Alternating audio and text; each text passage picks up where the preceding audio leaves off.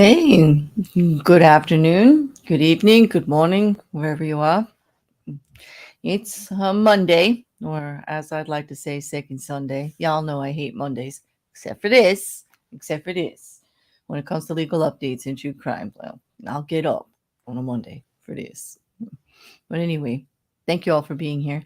We have a bit of multiple cases, a bit of a mismatch going on here today. Not all tied together. Absolutely, they're all different individually, but you've heard a little bit about each one of them prior. Uh, and I think I'm going to start today, as long as it's good with you guys, with Alex Murdaugh. Now, we know Alex Murdaugh. He's going on murder charges for his wife and son. Um, we also, as we've talked about in past shows, that he has multiple financial and just absconding type charges on him. I think 90 other actual charges against him in regards to how he ran his practice, what he did with the money that he got for those he represented, what he did with partners, all kinds of laws he broke everywhere throughout the state, which is quite sad for the family, a well-connected political and legal family in the area. And it's really dragging the name through the mud. I don't have an update on the actual charges for the financial part of it, but in regards to Alex Murdaugh, and I say that often, I mix it up with murder because it's just it is just so tied together to me in my head, I guess. Um, we are definitely working on a new timeline. Okay. They are going to be moving that trial date up, from what I understand. But basically, the defense attorneys are going back and forth with everyone right now, saying that they're not getting their discovery, they're not getting this, they're not getting that. And well, I got to tell you, the judge really isn't having it. This is a well-respected attorney, the defense attorney. Okay, um, we were supposed to go to trial on January 23rd.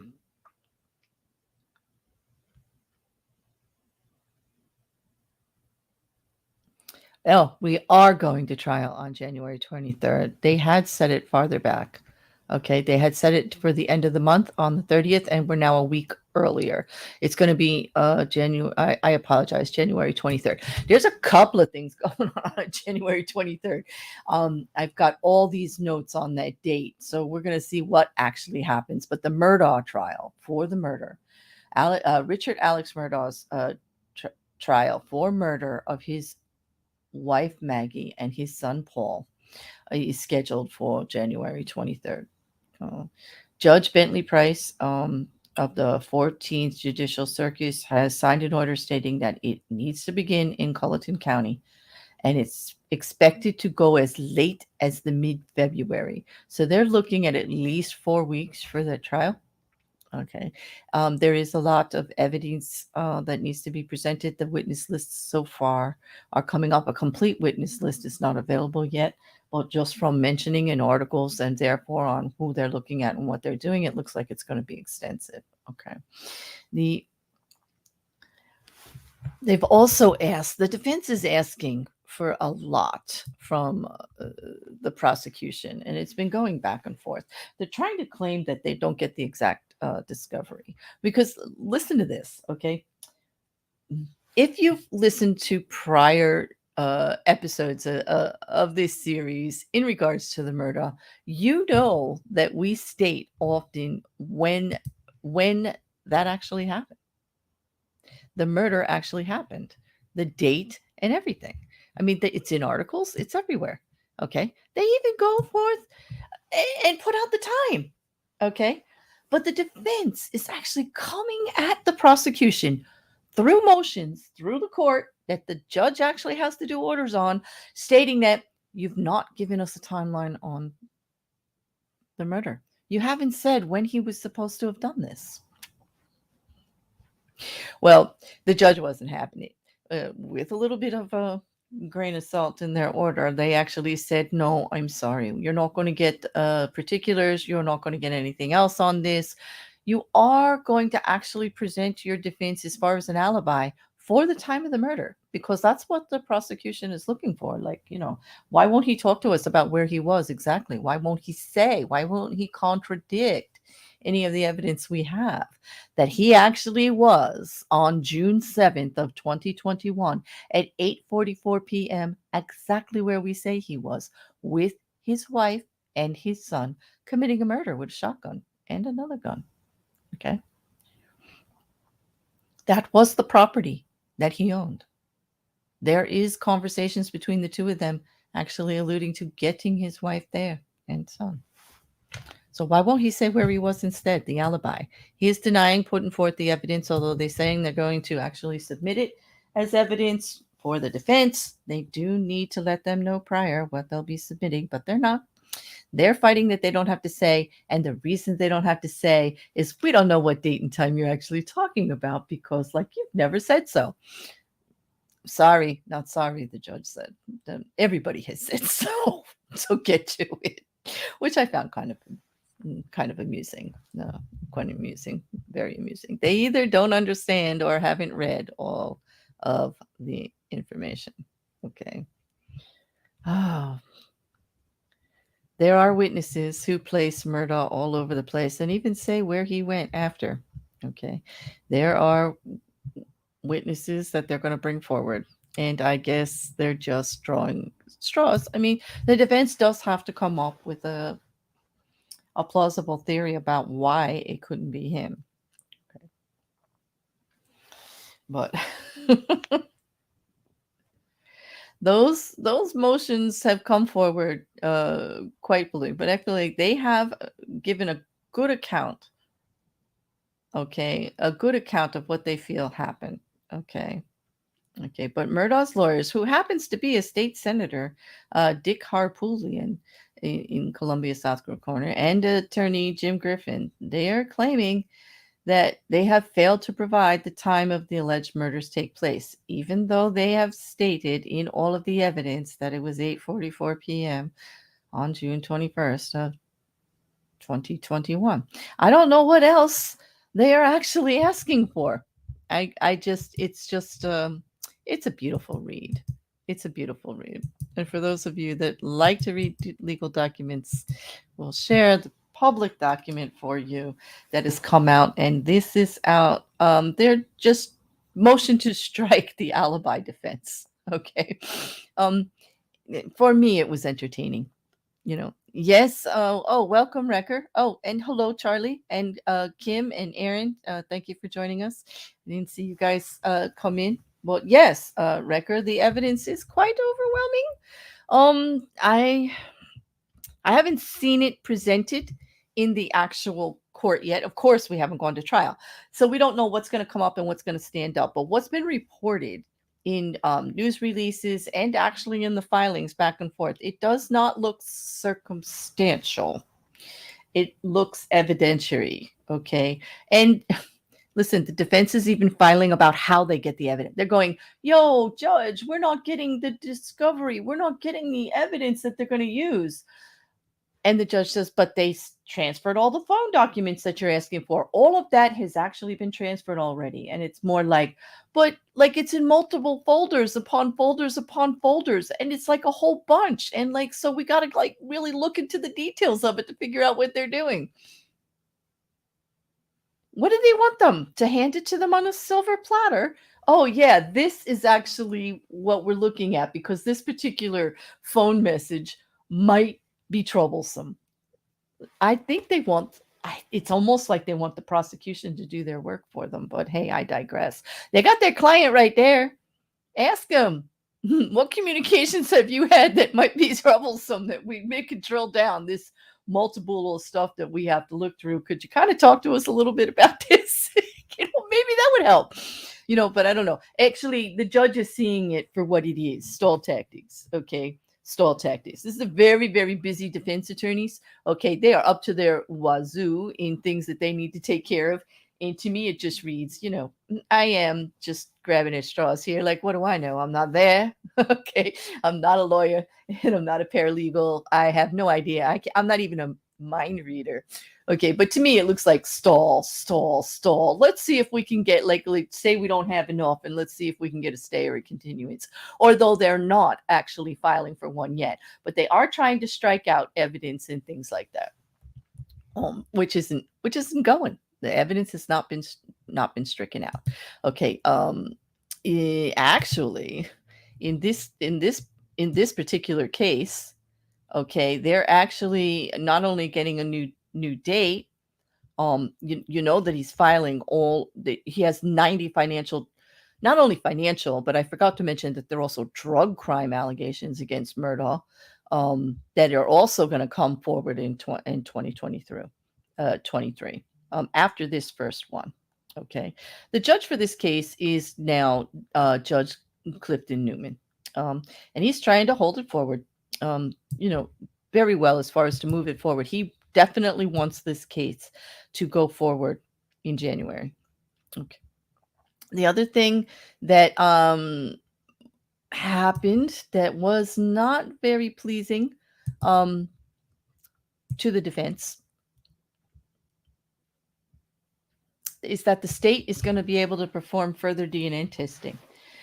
There was also in the motions that were held that week, which was just last week, that there was a conversation about the state performing additional DNA testing in the case.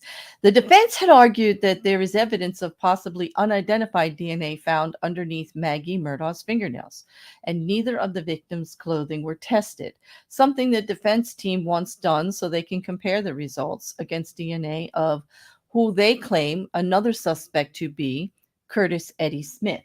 Now, Curtis Eddie Smith was a co-conspirator based on, some of the more salacious details of this case, like where Alex Murdaugh actually had Curtis Eddie Smith shoot him in the head on the side of the road, as why? I don't know. An attempted murder charge. They were drug partners, so to speak. Allegedly, these are all crimes that are filed against them. Curtis Eddie Smith has cooperated and is giving testimony, has his own trials coming up. He is not indicated in the murder of Maggie and Paul. Only Alex is. Curtis Eddie Smith is indicated in all of the other charges and as a co-conspirator all throughout many of the charges against Murdaugh in other issues, the drug and financial. He's a witness. Okay, he's been giving evidence. There's a lot going back and forth about Curtis Eddie Smith and his reliability as a witness, because the defense had the nerve. I don't know if it's nerve or just like they weren't quite aware. This is a well-respected attorney, so I doubt they did not know. I doubt that somebody in their office did not know. I doubt that anyone they're working with did not know this. However, they're questioning the fact that there were some iffy answers on a polygraph during the interview, and that makes it that's inadmissible as evidence, and none of his evidence should be admitted because the polygraph had some iffy spikes. This defense actually made the judge remind them that polygraphs aren't admissible in evidence anyway. And that if you're looking at that for evidence to come in on anything, well, moot, it's not admissible. This is a stupid conversation we're having. Anything that happens during a polygraph examination, it's an examination for the investigators to actually indicate on how nervous the person is, whether they might be telling the truth, and to indicate other areas that they might want to look into. Okay, but it is not used as evidence of truth or false on anything. Inadmissible in a court of law. Hello, lawyer. Hello, lawyer. Raise your hand. What the heck? I just felt like, to me, it seems like I said before, they are just looking for things to just push this off, push this off, push this off. But anyway, the judge has granted the state permission to further test DNA on the clothing and the fingernails of Maggie. And I'm not so sure that this is going to go in Alex's defense. I really don't. I really don't. I don't know. They must have some inclination that this would be good, but all the other DNA is pointing the other way. So let's just say they just said, we don't want to have to come back. This is the threat. We don't want to have to come back years from now with the Innocence Project, where they're testing DNA of Paul and Maggie's clothing and cross-checking it with Curtis Eddie Smith or anybody else. The defense attorney, Jim Griffin, said, "Threat, threat, threat." Like, okay, further test everything, or we're going to come back with an appeal. Because we're gonna be able to prove that this guy didn't do it. We're gonna throw it up for an appeal. That was definitely an appeal threat, out in the open, in black and white, and it was read. It was read well because they actually did actually say, okay, go ahead, let's test all the rest, but you're still going to trial on January 23rd because it can get done before then, and you're just going to have to scramble with the new evidence. And don't come back to me and say, now that you have new evidence of the test results, that we got to delay the trial because you don't have time to look at it. Make time to look at it. You asked for it, you're going to get it. It's up to you. Okay. Oh, but that polygraph stuff was whoa, right? I don't know. Prosecution pointed out to the indictments against Murdaugh as clearly alleging that Maggie and Paul were killed on June 7th, 2021. In his indicted charges, it says for when he was supposed to commit this murder and what had happened. And he was in Culleton County, and that a 911 call was made by himself at 10:06 p.m. Timeline of the crime has been stated in the indictment, in the evidence, all to the defense repeatedly. The judge wasn't having it. Okay.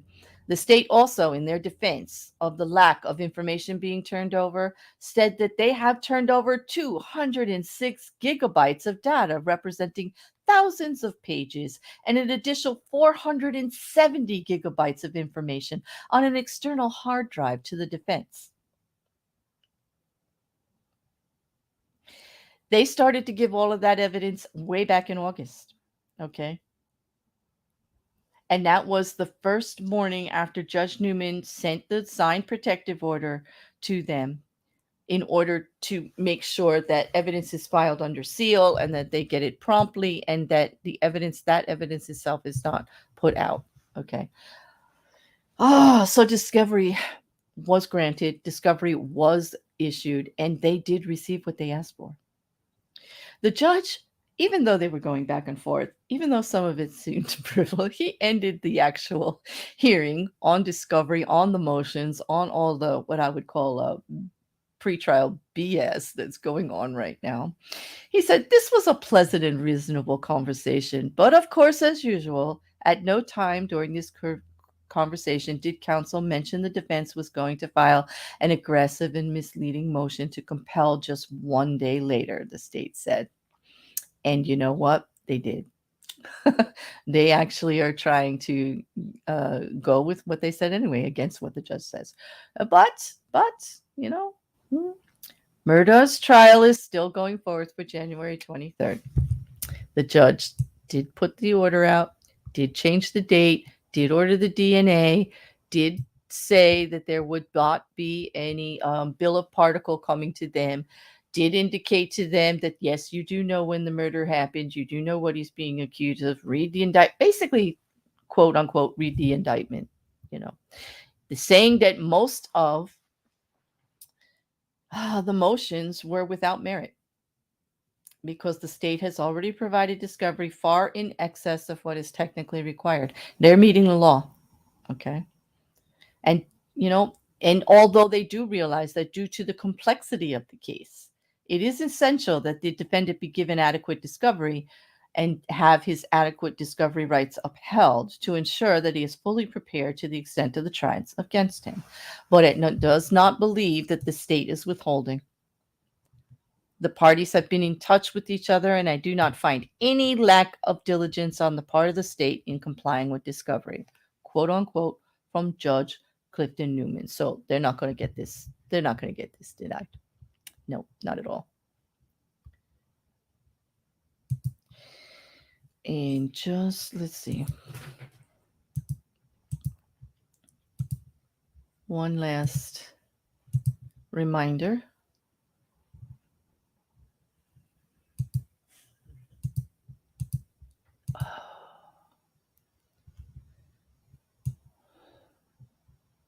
Nope, that's it. That was it for Murdaugh. We do have other legal documents. Those that are interested in reading them can contact me. I will provide further links, but there's quite a bit. It's not a public link out there currently that I can provide to you easily. But there are links available that I can get you, like the one I just dropped, which is this is okay. Now we're going to go on to, oh, this is the, okay, here's what I wanted to show you. This is, if you have seen, this is, let me just bring that down a little bit. This is the picture. This is Curtis. This is Curtis here with Murdaugh, and this is the other party that they're questioning all of his testimony and everything. You may have seen things. He's been on trial already for the drug charges. He's actually going to face charges on the attempted murder of Murdaugh because he kind of shot him in the head on the side of the road. They planned it together is the speculation, is the actual charges, that they planned it together. It was some kind of thing to get him out of something that was going on. Alex Murdaugh actually had to face some like competency issues there about this whole thing. They were looking at him a little bit, but he's competent for trial. It's just manipulation at its best. At its best. Okay.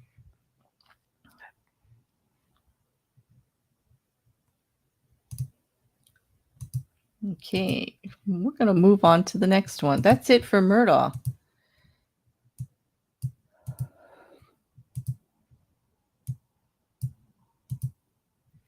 We're going to move on to this lovely couple.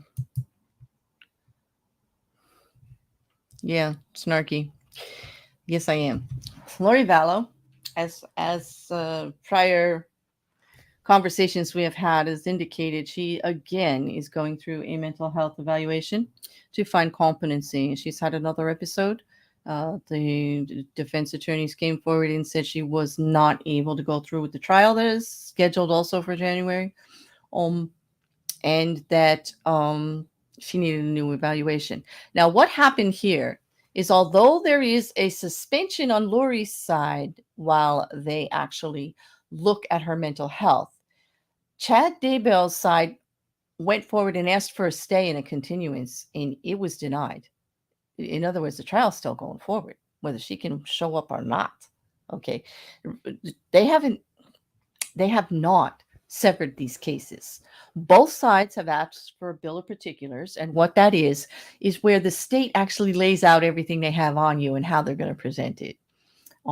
It's been denied on both sides already by the judge. Okay. The judge is trying to move this forward. He's not really going forward with all this stall tactics that are going through. Whether or not her mental health is a stall tactic, I wouldn't even say that. It was obvious that she had some issues. She was in a facility for a while. She got back out. She was cleared. And now many weeks later, we're in the same boat again. But actually, the stay is not applied to Daybell at all. There are two separate, although they are the same trial date, there are two separate cases listed on the Idaho website that I have linked below, where you can get the documents. Because it is a high-profile case, they have made them available. They do come out later. They don't come out on the day, or even a day or two. Sometimes it's almost a week before you get to see the motions. And then one's regarding Lori Vallow's mental health and competency, of course, because of HIPAA or sealed. Anything to do with her mental health. There's no conversations you're going to find in the documents to the public about that. Okay. Only that she's going through the evaluation. Order to seal was granted. That's all been done. Okay. So that's removed. All right. Chad Daybell's defense attorneys have diligently filed. Okay. Lori's doing this. We want a fair trial. We want to actually get longer time. They've been saying all along, we don't want to go to trial in January. We want more time to prepare. However, because Lori wanted an expedient trial and did not waive her rights to that, the judge had scheduled it for January. So it's like Lori's not available, but wants an early trial. Chad would like a delay and doesn't want to go in January, and he can be there. But the judge is saying, nope, nope. So far, no stay, no stay, and denied both bills of particulars so far. They're not releasing anything else. They have said they've all received adequate discovery. They've received everything by law. I don't know what this new thing is. Like, you didn't tell me what I wanted to know, so I can't go forward with trial. I mean, everybody needs to do a better job of digging through the stuff. I mean, the state had to dig through it to decide what their case was, and the defense should to look for their defense. I mean, you can't just use the same stuff back and forth. There might be something new. Do your due diligence. Come on, But it seems like everybody's using it for, like, throwing it around like a weapon. I've read it repeatedly in these filings lately. Okay. Well, anyway, as far as a motion to sever, which of course Daybell wants, okay, that has not been great. He hasn't even issued an order on the severance again. Now, this would be the second one. Here is, let's see. That is the second filing, okay, to sever the cases, okay. It's a second motion to sever from the defendants. And basically, that is actually the state's opposition to what the defendant is asking for. But if you read the state's response, you kind of get both, where they're both coming from, if you actually read the response, because they lay it out. Basically, the state is saying, we don't want these cases severed because they were properly joined in one indictment because it's one crime. And under Idaho criminal law, under Rule 8, the way it is, in order to save money, evidence and all, a lot of the evidence is the same. What's going through, same crime, we can do it, and we want to continue to do it. Okay. They do not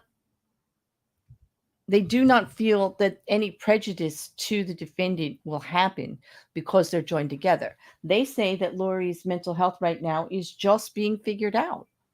Okay. And it's not, and here's the thing. Daybell's saying he's asking for more time. Okay.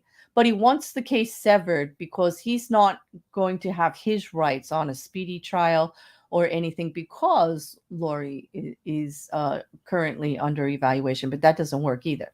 Now, he wanted more time. That's not going to happen. It's not a guarantee. Lori wants an expedient trial. There's no violation in Chad Daybell's rights when the judge said, it's been years for you to prepare. There's no way that you're going to pull that. I just didn't have time. I'm not going to get a fair trial because my defense isn't prepared. Okay, this has been going on for years. So there's no way that was going to fly, but they actually tried that. Okay. And the defense is hitting back going, nope, they have not proved prejudice at all, because Lori's going under an evaluation right now. It hasn't actually delayed it. There's just when they say a suspension on her side, it is on filings. Okay. It is on, looking at motions, filing, or having hearings until they decide, where she's at. But it doesn't mean that the trial is stayed. It doesn't mean that, it's not going forward. It just means that activity on it right now is being suspended somewhat.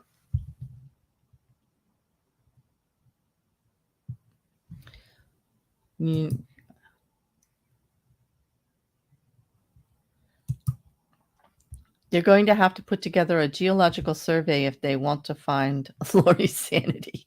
I kind of agree with you there, Aaron. Thank you for the chuckle. I needed it. These are hard today. The perception that she was mentally vulnerable and she might have manipulated, he might have manipulated her, is going to be really bad for him. You know what? And they're not saying that, Aaron, but that's what I was thinking too. Why aren't they actually saying perception here on the status of Lori is the problem? That could be that going back and forth, I don't know.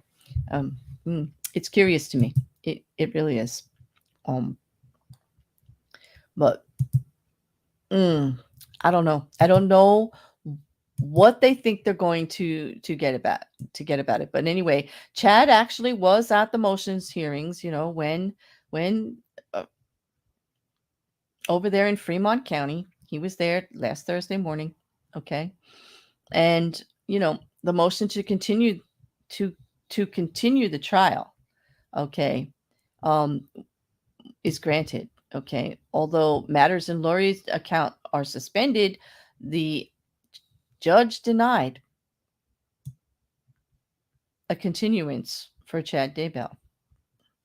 Judge Pryor said he would be ready for, no, Pryor, the defendant's attorney, said he would be ready for trial in January, but would prefer more time to prepare, given the large amount of evidence. He also said he was not received everything he needs for prosecution. Again, they are saying this. Prosecutors did not object to a continuance as long as the trial remained with Lori's. In other words, the state is actually not saying, well, they don't mind more time, but they don't want to sever. Okay. And here's the sticker. If they do actually delay the trial, it's going to get delayed based on calendar issues all the way to September. So from some January to September, it's going to be another 9 months in the future. All right. Currently, the defense is saying they don't have all of their discovery. The discovery date is November 22nd. So they're crying wolf like 30 days prior to when all discovery has. And discovery is going back and forth. Okay. All right. The judge is saying that the information is going back and forth. He can see it, and he doesn't see, why he should do a continuance based on discovery alone. Okay. They did say that perhaps they should consider granting a stay on the case just on Lori's status. But Chad Daybell's lawyer adamantly opposed the idea. So the judge didn't grant it. Okay. Miss Daybell, Miss Vallow, is allegedly mentally unfit, and the court is going to put a stay on this because she potentially has a problem. I object on that basis, Pryor said. So they're not sure if she does or not, so they don't want to actually add the stay because, I don't know, he wants to file motions. He wants severance. He wants these cases separated. And if there was a stay, then the judge wouldn't be able to actually weigh in on any motions on the severance. And I think that's why he's fighting against it. He doesn't want time. He wants them separated. There was a motion put forward by the defense to get the grand jury transcripts. Currently, the prosecution is saying that the grand jury transcripts don't exist. If they do exist, they, of course, will transfer them over. But the prosecuting attorney that was there, Rob Wood, said there isn't one at this time. But if it was created, we will find it and we will turn it over for you. But it has not, if it is legally allowed. It needs to be ordered by the court, okay?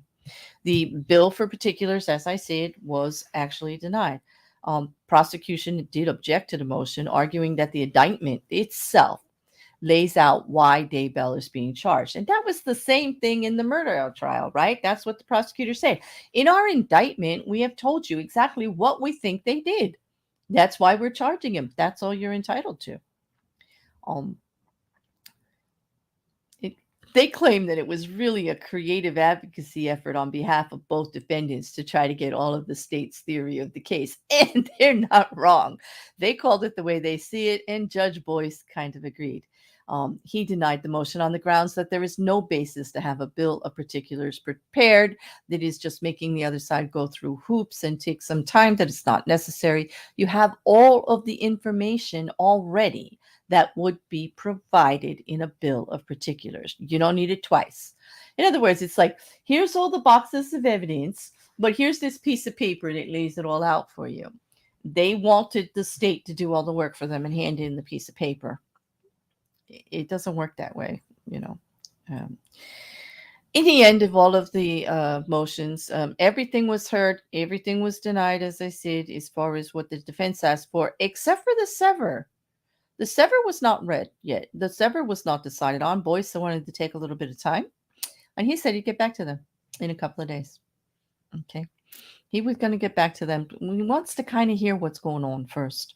I don't know if he wants to find out where it is with Lori Daybell, Vallow first, or if he's just wants to go over some case law or whatever. But anyway, he said he'd get back to them and he would post it and get to them. The family of the Vallow children, the grandfather, Larry Woodcock, did do a media response after these hearings, and he said that even though it appears the trial may be delayed, his family is prepared to show up, and they are actually looking forward to expedience. Whatever this turns out to be time-wise, we're going to be there. We've waited 3 years, and if it's January 17th, that's fine. If it's July 17th, that's fine. We're going to be there. We intend to follow this through if the good Lord is willing. And the next hearing date for Daybell is scheduled for November 10th, and we should hear about severance by then. That'll be in Fremont County.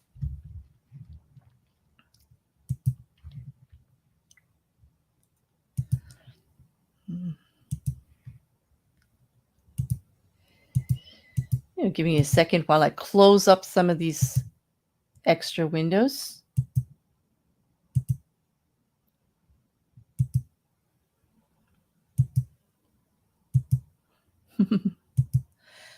Oh boy. The next one I have to talk about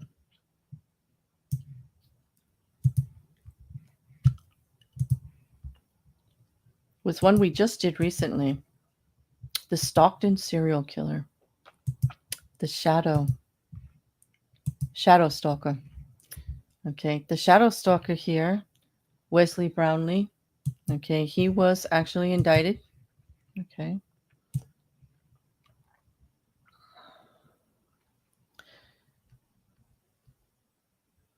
He's being charged with 3 counts of murder, among other charges. So not all of the murders are being charged. He appeared in court for the first time last Tuesday. He was arrested quickly just the Saturday before. Okay. The actual court document indictment, which, yes, I have it for you, legal buffs. Here it is. It's also down below. If you're watching this on YouTube later, it will be in the descriptions. It's a public document. It's filed openly. Okay. And it's been issued through the press repeatedly. But actually, he's being accused on Jonathan Rodriguez Hernandez. He's also being accused on Juan Carlos Carranza Cruz and Lawrence Lopez. Okay, amongst other charges. He's also being charged with use of a firearm in commission of a felony, intentional discharge of that firearm, special circumstances, convicted of multiple murders. It is further alleged that defendant Wesley Brownlee in this proceeding has been convicted of more than one offense of murder in the first or second degree, for a further and separate cause of complaint being a different offense form, but connected in its submission with the charge. They wanted the extra charges thing. They want special circumstances applied. When special circumstances are applied in a murder trial, does anybody know what that means? What comes into play? Life sentences, death, concurrent, depending on the state, concurrent charges. Okay.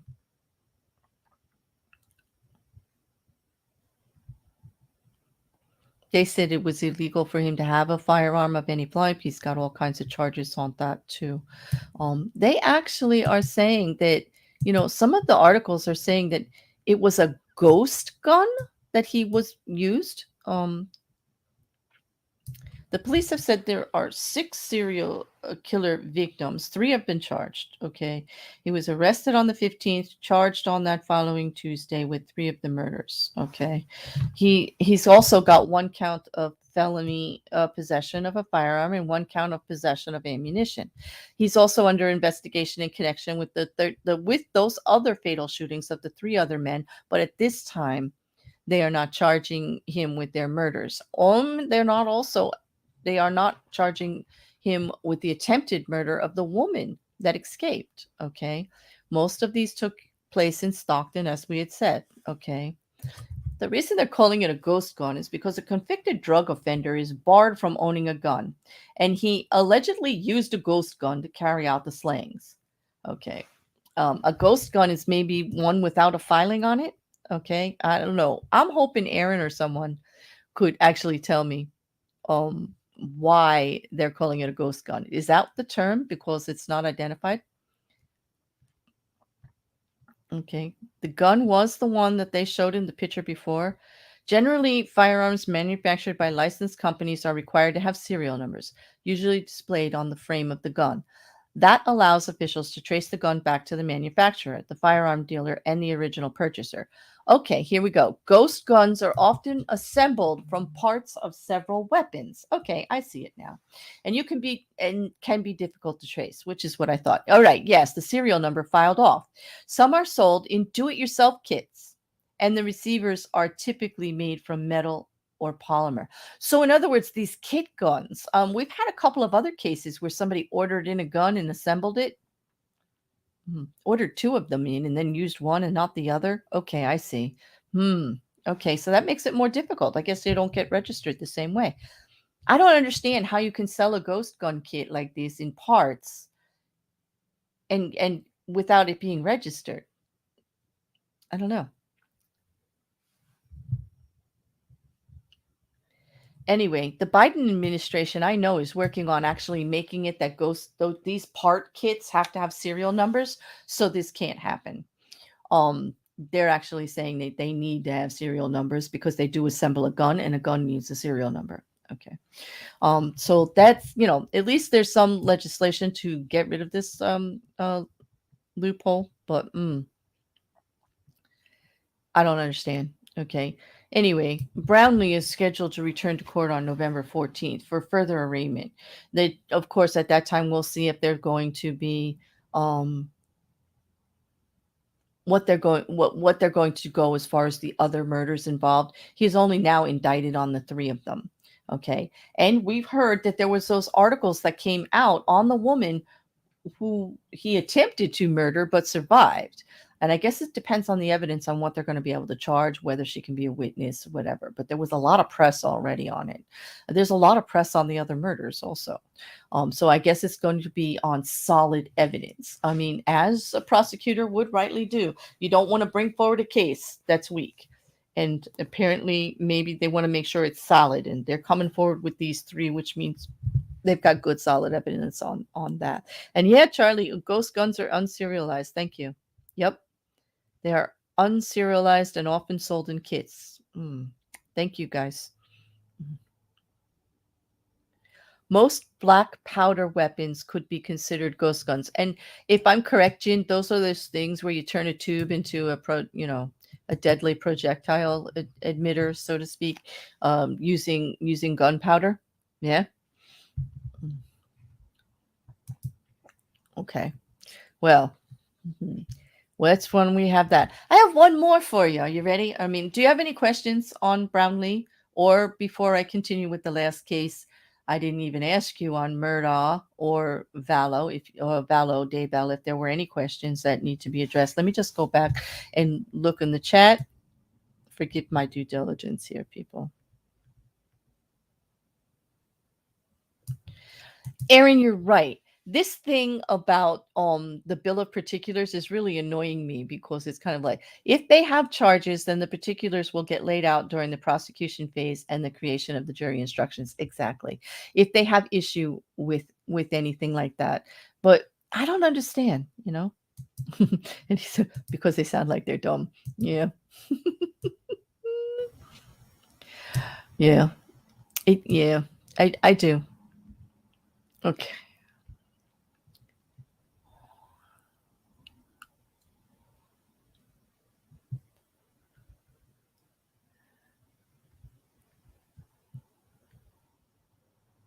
Oh gosh. I was watching Irish Demon for a while here on Chili's things earlier today, before I started. It was still going on when I started, but this stuff with what deletes law is driving me crazy. Jin and Charlie and Aaron, like it's driving me crazy. Yeah, Turtle, that is funny. The Alex Murdaugh, I could not have killed them because I was doing a drug deal at the time. Could be. Who knows? That could be his defense. I don't know. I don't know.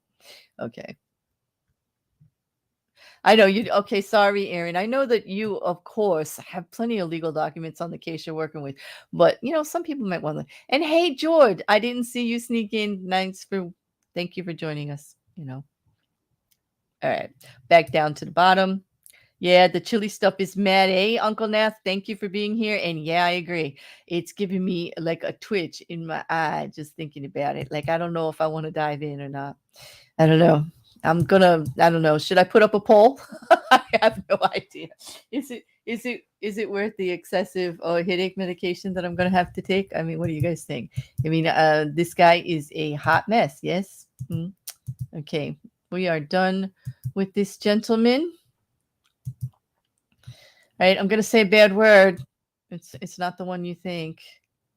It's gonna be a bad word though. And I don't know if you guys are ready, but the last one I have, and I'll keep it brief because like I don't want to spend any time on this one either. Talk about headaches. Okay. You should you should have enough madness to go around. Yeah, I definitely. Here we go. Yep. This man has kind of sort of made it to my legal updates. And you already know he's part of my political shows on Sunday with High Inquisitor. I just can't keep him out of the political reviews because he's always stepping in it constantly.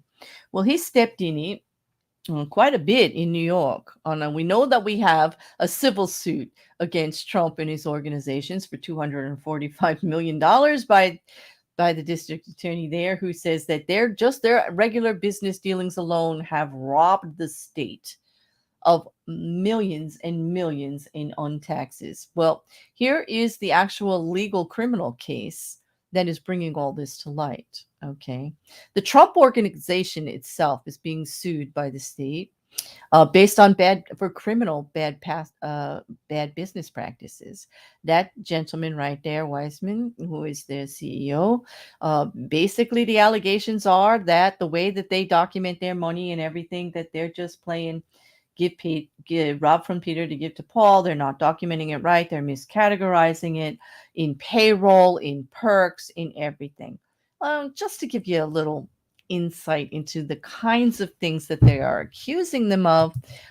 They are saying that the payment of his Mercedes Benz, his tuition to his family members, and the Trump organization payment of rent and utility things on the Weissman apartment that is owned. Like all of these things are being paid through the organization. None of it's being listed as benefits of an officer of the court or properly taxed in a way. There is such a thing in quote, like, that you list in payroll. If you're not actually getting payroll for your services, you're getting what they call in lieu of. Okay. Then there's still a way to file all of this and report the gain of it. Because when you look at it in black and white, is it not a gain on Wesselberg to have all these things paid for him? That is a gain in his status, in his income. Yes, if he doesn't have to pay his own rent, his own car, his own anything. Yeah, it's part of the tax code. And yeah, it's messy. And you know what? The average person isn't going to give a damn. They're not. They're going to go, listen, if somebody gives me X, I don't want to pay tax on it. Like, no. Like, just because, like, it was a bonus or whatever, like, I don't want to pay tax on it. But yeah, when you get a bonus at work or anything you do through work for services rendered is taxable. It's a gain. It's called income. It's on income. That's the key word here. That's what makes it taxable. Is it actually income? If it was given to you in lieu of trade, of services that you rendered, then yes, it is. That's a simple rule.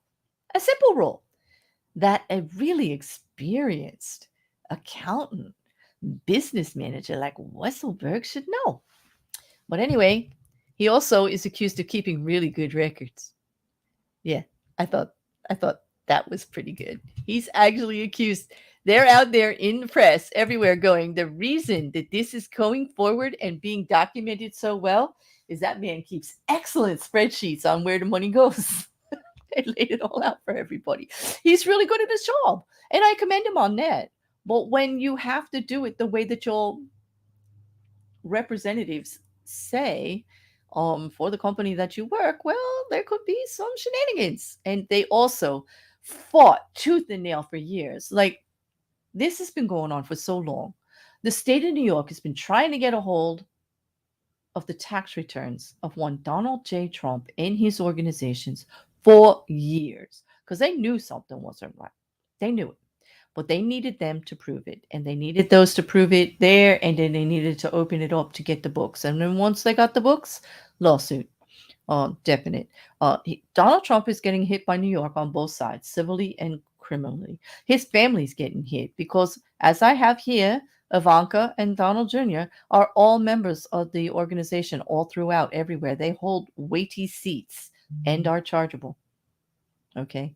They've already been charged and in the scandals that happened with the charities and with the university and with some of the failed businesses. Okay. To think that this family is squeaky clean would be a misnomer. And now, being accused of something does not mean you're guilty. I grant you that. And yes, we need guilty charges to come through before we can put labels on people. And I understand that. But I don't think that this many people come at you legally if there's not something there. And financial crime has to be documented, okay, very well to be able to prove. For them to come forward with this indictment, well, they're they've got the evidence. They're claiming that there's payment of personal ad hoc expenses, failure to report income to withhold income taxes on payments made to certain other executives and employees, the misreporting of employee compensation as non-employee compensation. That is when you file a 1099 and say they're not an employee of mine. I just gave them some money, but then you find out later that they're actually a payroll employee, and that never works. Okay. The falsification of records by the Trump Organization accounting department in furtherance of a scheme to defraud. This is in the use of W-2s and 1099s incorrectly. This goes forward from 2011 through 2018, where they just repeatedly just filed things back and forth, and they're saying that you can't claim it one way when it's something else. Okay. They underreported Wesselberg's income from 2005 through 2017 to the tune of millions, $1.7 million.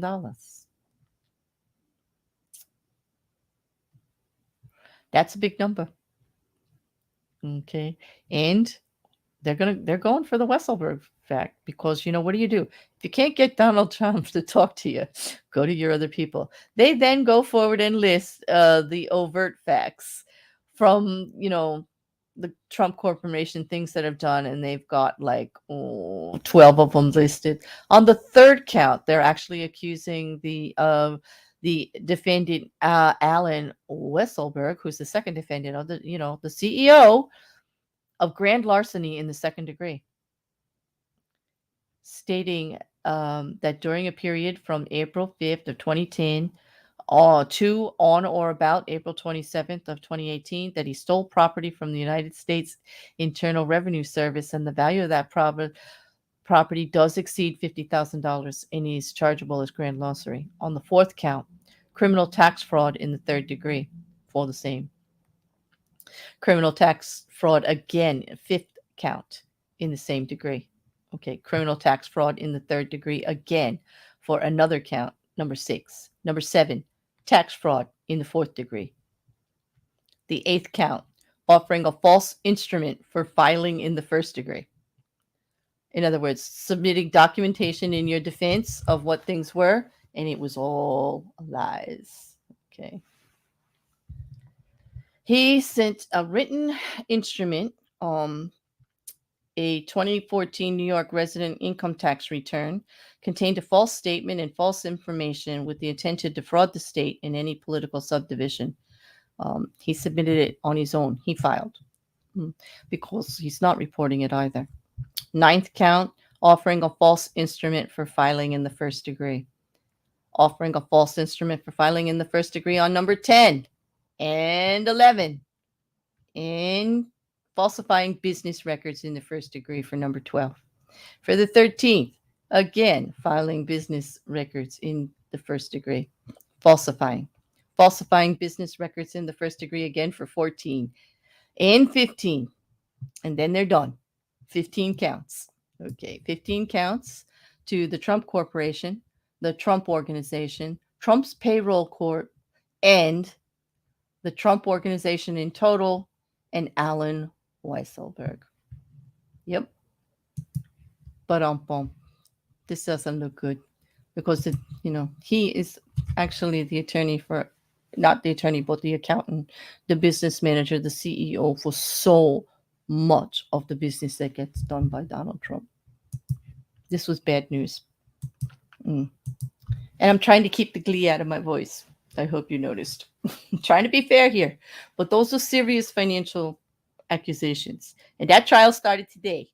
And I can't wait for the reporting on what happened in the courtroom. I would imagine shenanigans. Let me just predict shenanigans. That's all that's going to happen in this trial. For months, it's going to be going. Okay.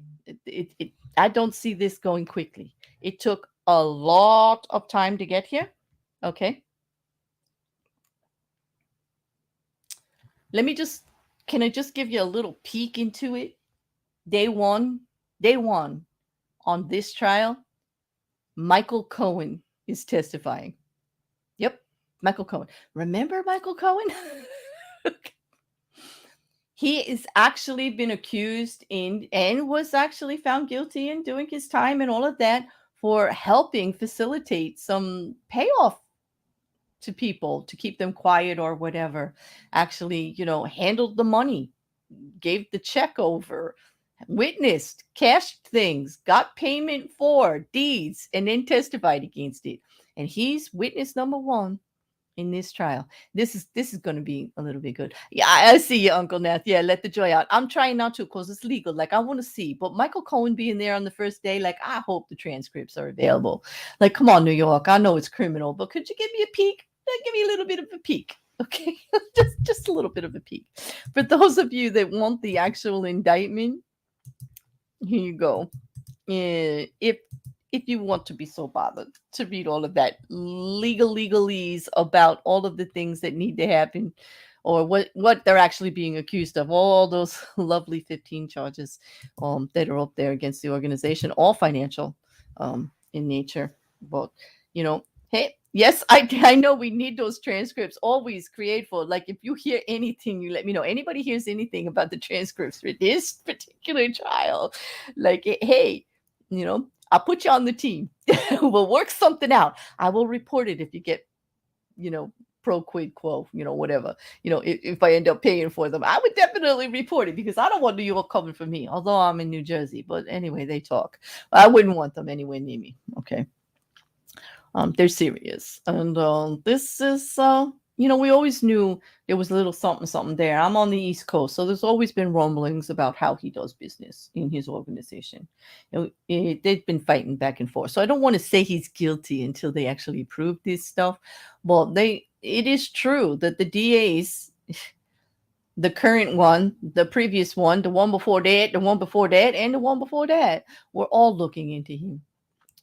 For this, because taxes weren't getting paid, they weren't getting their share, things were done because he's a bit of a braggart. He actually talks about it.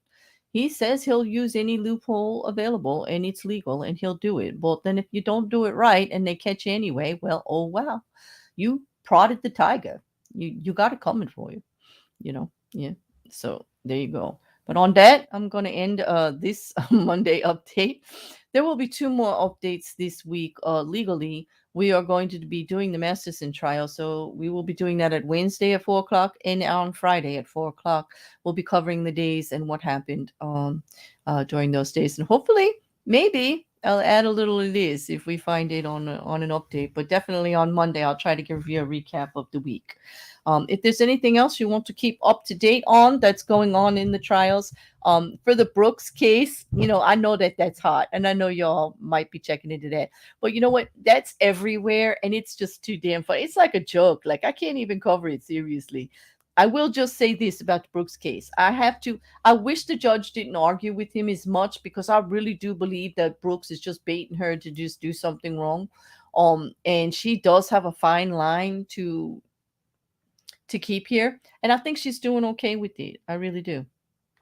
I really do. And I just hope that she continues because I hate this whole thing going to mistrial because this guy decided to defend himself, didn't take the counsel, wasn't given counsel because they knew he really shouldn't be defending himself, which was my misdemeanor. I actually thought somebody was sitting there, and I was corrected properly that no, he's not allowed to have anybody with him because of they did not advise him to go forward, and he wanted to, and so he didn't want anybody with him anyway, you know. Well, anyway. Thank you, Sean. You're very kind to me. Thank you very much, and it's nice to have you here. And thanks, Aaron. Yeah, I know I can get them now. I'm just wondering if there's going to be any detailed reporting on the day to day because the transcripts will be after the fact, and I know we'll be able to get a hold of them. I probably will too. Just for the post glory reading of what happened, it would be nice. Okay, well, yeah, I'm going to check into it for sure. Always says, I feel like the Brooks has that judge walking on such a fine line that she is on a tightrope without a net. I do too, and you can see the stress on her. They're doing the best that they can, but this is long. I mean, mm, he's now blaming the court for his failure to prepare his witnesses or to know what he's doing. Like he blame I don't know.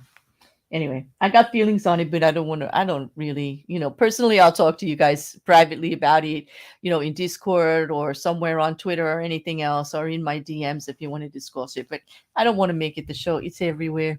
It definitely is everywhere. And legally, it's just total shenanigans.